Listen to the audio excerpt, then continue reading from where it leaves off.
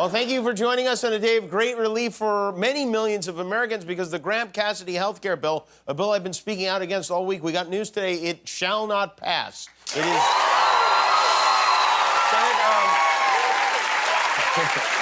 Senate Majority Leader Mitch McConnell decided to pull the plug this afternoon because they didn't have the votes, and so officially now Graham-Cassidy is dead. I haven't been this happy about something being dead since bin Laden, I'll tell you. And on behalf of my family, especially my son Billy, I want to sincerely thank those of you who called your representatives, made your voices heard, and got involved to help smother this puny piece of legislation.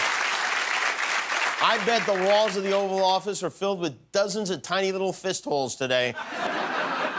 Republican Senators Susan Collins and John McCain stood up against Graham-Cassidy. They broke with their parties. And, of course, the president had the good sense last night to lash out at John McCain on Twitter.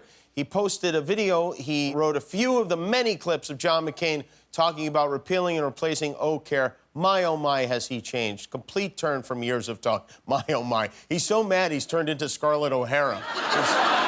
And by the way, McCain didn't even flip-flop on this. He's still in favor of repealing and replacing, just not repealing and replacing with a flaming bag of dog crap. So, and the idea that Donald Trump would criticize anyone for changing his position is very rich. It's definitely richer than he is. Donald Trump has more flip-flops than a Jimmy Buffett concert. That is... No one contradicts himself more. No one ever in history. And... I will say this, since he was so keen on shining that light on John McCain, we put together a collection today of some of the biggliest about faces from Donald Trump himself. Bill Clinton was a great president. Hillary Clinton is a great woman and a good woman. In many cases, I probably identify more as a Democrat. I'm very pro-choice. Because I'm going to be working for you. I'm not going to have time to go play golf. Universal health care. I am going to take care of everybody. I don't care if it costs me votes or not. It just seems that the economy does better under the Democrats than the Republicans. I hate the concept of divorce. I hate everything it represents. I would never lie. You could definitely say, I would not lie. I would not lie. I would absolutely not lie. If I decide to run for office, I'll produce my tax returns, absolutely. His memory is shorter than his fingers. But so apparently Trump had dinner last night with a bunch of conservative leaders at which he reportedly called John McCain a disgrace, which that in itself is disgraceful. John McCain is at home fighting brain cancer right now. What's your brain's excuse? And also, the same week Trump is telling the NFL to be more patriotic, he's insulting a man with a Purple Heart. John McCain, Senator John McCain, when he was a young man, he went to Vietnam. He was beaten viciously. He was a prisoner of war for 5.5 years. They offered to release him. He said no. He refused to leave his fellow soldiers behind, so he stayed there voluntarily. Donald Trump got out of even going to Vietnam because he had a bone spur in his foot. He got a deferment from Dr. Scholl's, okay?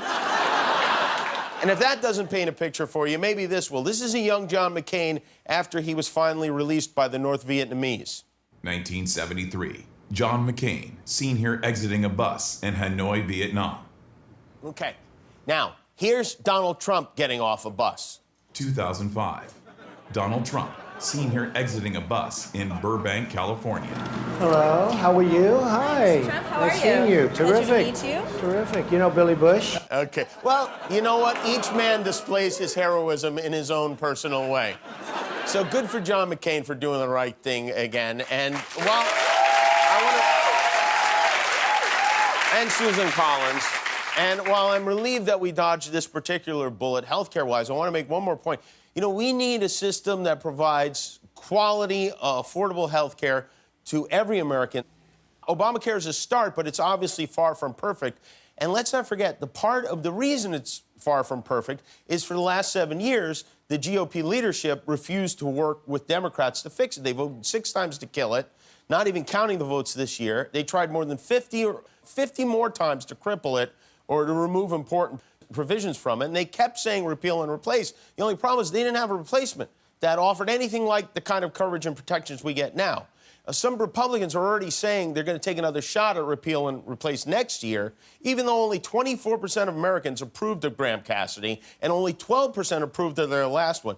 That's nuts. Look, I'm not a congressman. I don't want to tell you how to do your jobs, but here's how to do your jobs, okay?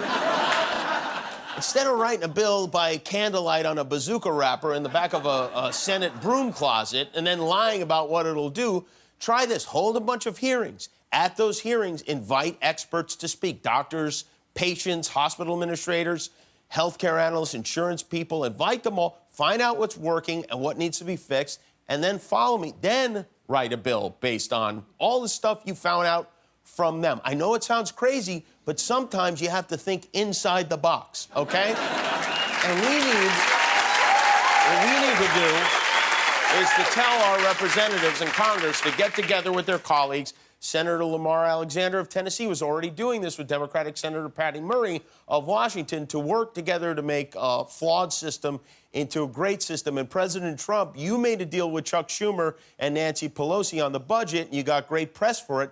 Do that again. Work with them. You can call it Trump is awesome care, whatever. We'll put your face on the masks in the operating room so people can see you and thank you just before they go under. This isn't about sides. It's about people who are sick. And to all the senators and representatives who stopped this bill, thank you for being reasonable. And know that we're paying attention now, and you'll be hearing from us again. And if everyone who's been so passionate about health care could now be just as loud and engaged about helping people in Puerto Rico, please consider donating to the American Red Cross, which is right there. Donate or text the word Maria to 90999 to make a $10 donation. They need your help very badly. Hi, I'm Jimmy Kimmel. If you like that, click the subscribe button below, and good things will happen forever.